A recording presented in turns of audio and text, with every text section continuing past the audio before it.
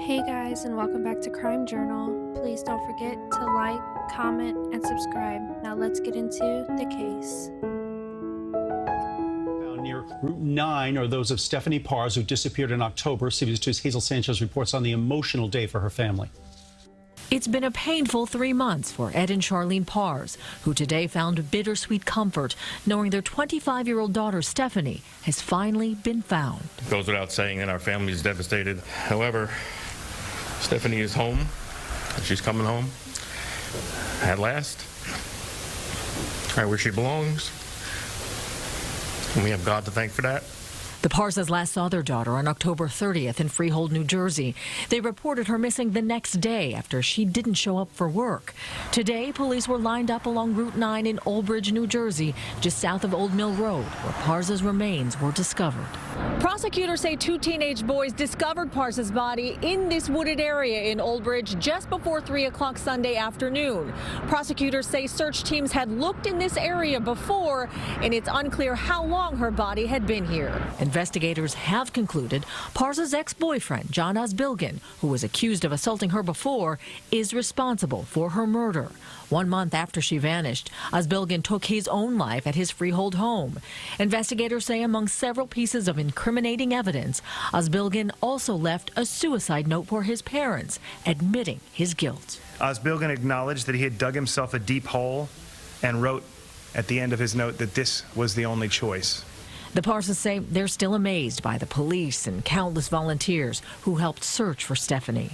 Of course, we have to thank all of Steph's angels.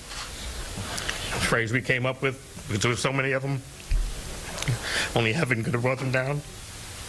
The Parzes say with their loss, they've gained many new friendships that will help them to heal.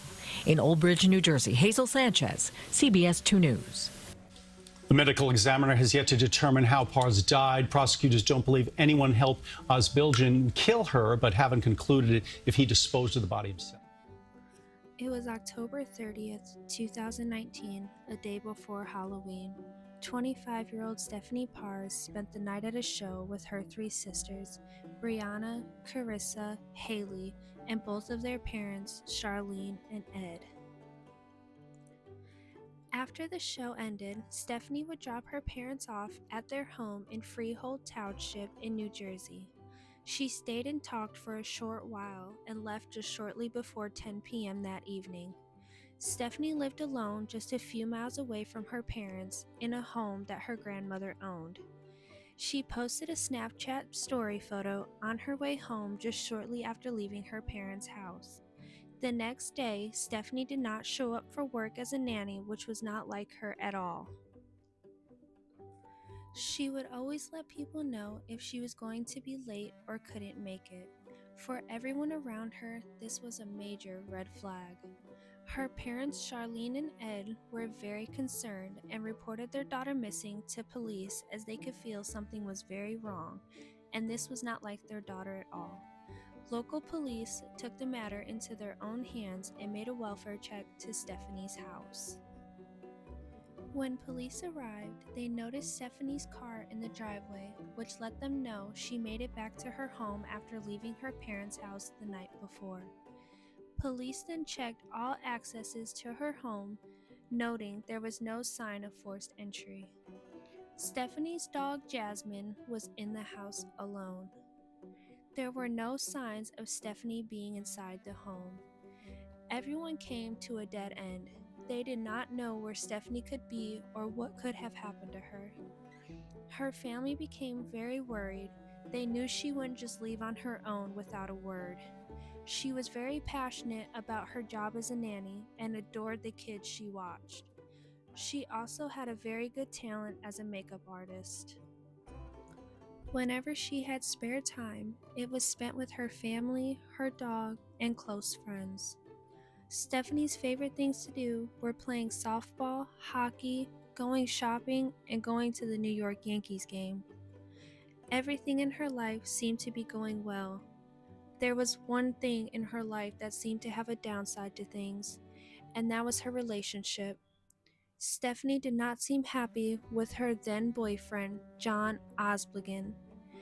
When the two started dating, everything was going well.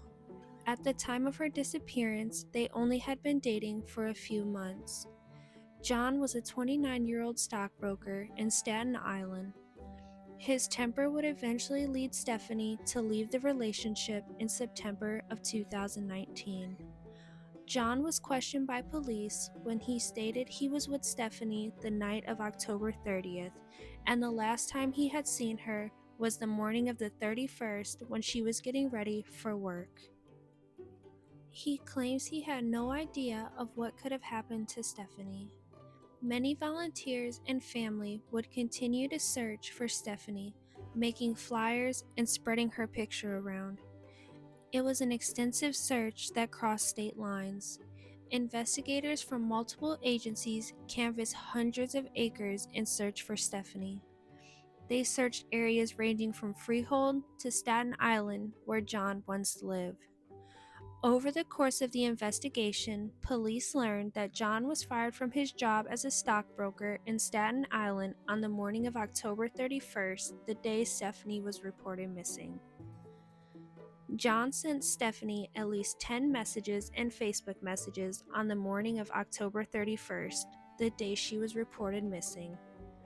The tone and content of the messages were very aggressive. He blamed her for the problems in the relationship and called her many rude names. Stepanie would never reply to any of them. During questioning, investigators would notice John had scratch marks around his neck, which indicated he was involved in some type of struggle with someone else. To make matters worse, John would admit that he has been arrested and charged with domestic violence 3 times prior, one of them being with Stepanie. According to that police report, Stepanie told police that John had attacked her when she tried to break up with him. The report noted that John hit Stepanie on the side of her head with the back of his hand. Stepanie admitted to police she was scared for her safety that this would happen again. With probable cause, police would search John's home in New Jersey 5 times to search for evidence in Stefanie's disappearance. Police would unfortunately not find any evidence in her disappearance, but would find evidence to a crime unrelated to this crime. Police would find many photos of child pornography on John's phone. John would be arrested and charged. As police continued their search for Stepanie, they would deem John as their main suspect in the case, but that still did not tell them what happened to her or where she was. John was released from prison on the child pornography charge on November 19, 2019. 3 days after his release, he would be found deceased in his home from an apparent suicide from hanging himself. John left behind multiple suicide notes written on the back of old grocery lists to his parents. He never mentioned Stefanie's name, but mentioned the girl in the news with me was a piece of shit. She hurt me over and over when I was already at my lowest. She was a horrible person. In the end of his note, he apologized to his parents and made a partial admission of guilt, stating, "Sorry about all the craziness. I've been miserable for so long now, and I've had enough. Thank you for everything, but I cannot do life in prison. Everything you will hear is the truth, except the child pornography." While he stated everything was true, he never once mentioned what happened to Stepanie or where she was. John expressed no sign of remorse in his notes.